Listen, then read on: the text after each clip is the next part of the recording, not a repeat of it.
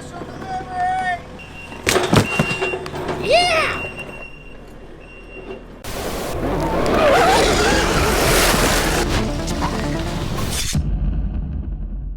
Just drug in this Hyperbee from outside. Today we're gonna do a comparison between the Surron Hyper Bee and the ETM RTR Lite. We don't normally do stuff like this, but we actually like this bike. But what is the difference between these two bikes and which one is for you? So the first thing you're gonna notice about these two bikes is that they are a completely different size, even though they have the same exact size wheels. 12 in the rear, 14 in the front. Not only do they look like they're a different size, they actually are different sizes. The wheelbase of this Hyper Bee is 40.7 inches. The RTR Lite has a wheelbase of 44.5 inches. That's almost 5 more inches. That's a lot of inches, right?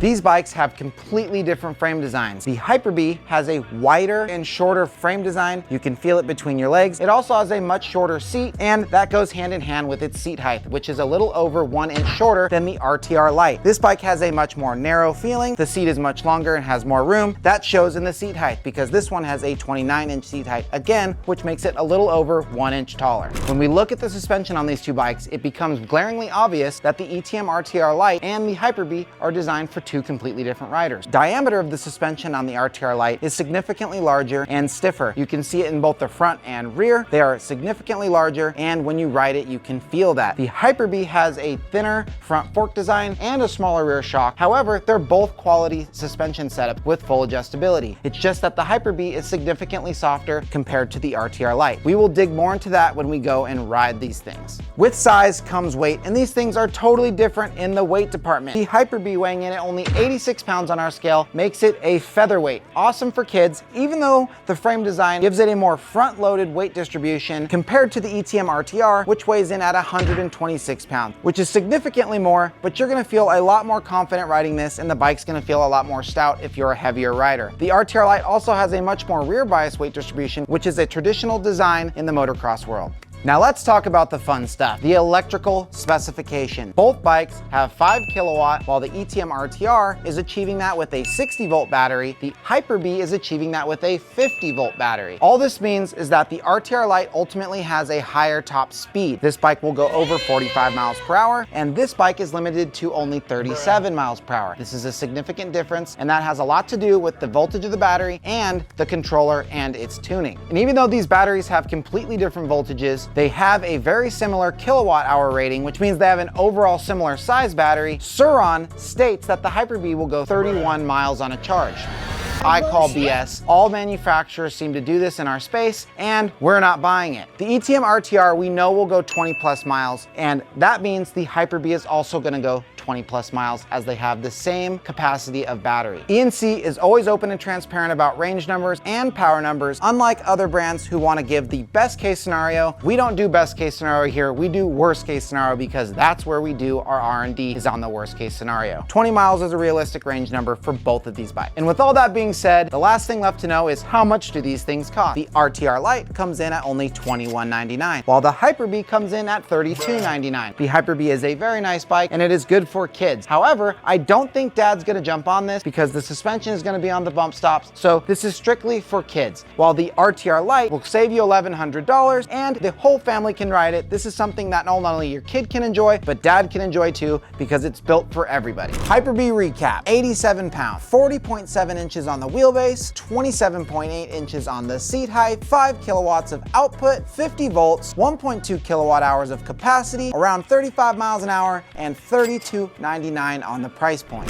RTR Lite recap: this bike comes in at 126 pounds, has a wheelbase of 45.5 inches, which is around 5 inches longer. The seat height comes in at 29, which is over an inch taller, and the output is also 5 kilowatt. The battery is a 60 volt and is also 1.2 kilowatt hours. However, this bike will go 45 plus miles an hour, and the price is only $21.99. So now that I've filled your head full of information, let's fill it full of sen. We're gonna go up to the track, we're gonna give these things a rip, and we're gonna see what's what. All right, so before we go up to the track, we have Jack on the RTR Lite and myself on the Hyperbee. We are gonna do an impromptu drag race because we wanna see which one of these bikes is the fastest. Despite them being both 5 kilowatt, I do believe this thing has a little bit more jump off the line, and we know this bike has a little bit more top speed, so it will be interesting to see what happens right now. Let's see. 3, 2, 1.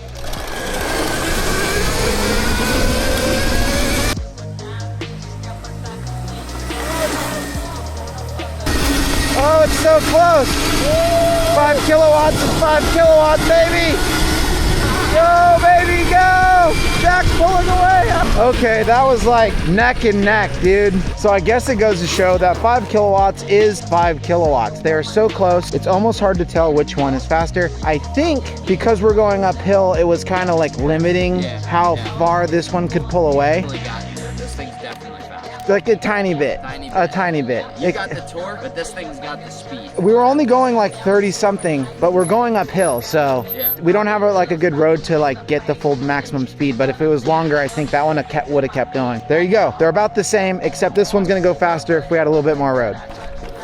Before we get to ripping, this is the first time that we're seeing the bikes on their wheels, on their kickstand. And I just want to show you exactly the size difference visually between these two bikes. You can see the Hyperbee is significantly smaller, even though it has the same size wheels. Just right above my knees at the seat, you can see it's just a smaller bike than the RTR Lite, which is coming up to basically my crotch. You can see that the RTR is much larger and longer, and I think that's going to help the rideability for teens and adults versus kids. Let's see.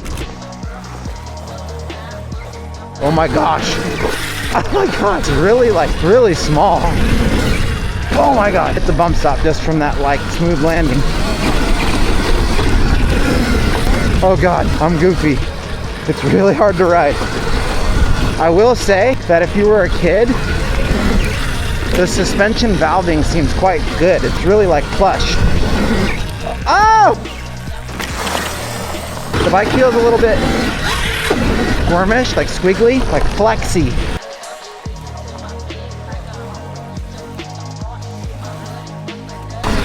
I'm loving it, honestly, it's not too bad. However, my knees are so cramped and the suspension is... Oh yeah, I'm on the stop. The whole bike just melting into the floor with my weight on top of it, I mean. Dude, I just got spina bifida from bottoming out.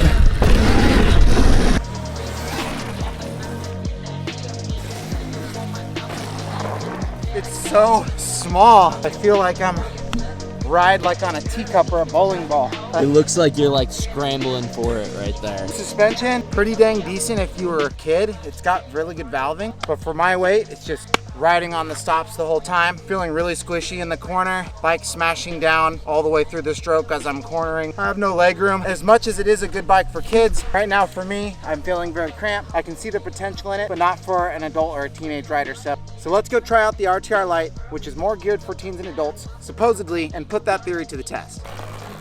No, like real shit, my legs are roached, dude. No, just like my muscles are roached from being cramped like this. My legs are burning. All right, let's give the RTR Lite a try. Oh my God, I feel better. Let's go. Dude, let's go.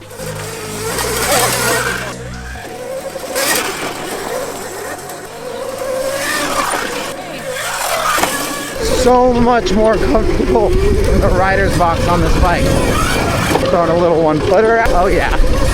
So much stiffer in the suspension department. Coming into the corners, not even compressing the suspension at all.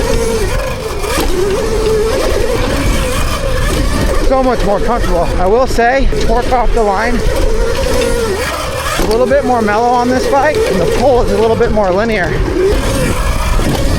So much easier to ride for me. Overall, way more comfortable. If I were a kid, the bike would be pretty dang stiff, but that might be a good thing. If you're sending it, you want some stiff suspension. If dad's gonna ride it like me, even better. Better for everybody. Save yourself some money. Get a bike a whole family can enjoy, dude. Okay. So much more room. I'm not fatigued other than my wind. I'm always winded. No stamina guy out here. Big no stamina guy. But the bike's way easier to ride for somebody of my weight and size. I could also see how a kid could ride it even though it'd be a little stiff. So it seems like a more family friendly option. Not only that, you save yourself $1,000. I have to endorse the Hyperbee for kids that are 8 and under that are seriously just learning how to ride. There's some parental features there that might be good. For everything else, kids older than 8, families that want a pit bike, the RTR Lite is taking the cake 100%, which solidifies the RTR Lite as the most reasonable choice for people that have a family or are looking for a bike for their kids to grow into. I will say as a concluding thought, this bike seems to have a little bit more mellow of a takeoff and a higher top speed versus the Hyperbee, which has a strong punch, which I don't know if is good for kids or not, and it tapers off a little bit quicker. This seems to pull linearly and smoothly throughout the entire band. It's a little bit easier to hold traction coming out of the corners. I'm more comfortable. So with all of that said, it depends who you are. 8 and under, just learning how to ride, maybe the Hyperbee makes sense for you. But if you're basically anybody else, I think the ETM RTR Lite is the hands down winner. So that's all we have for today's video. And before I run completely out of breath with this run-on sentence, go and get yours on the website today.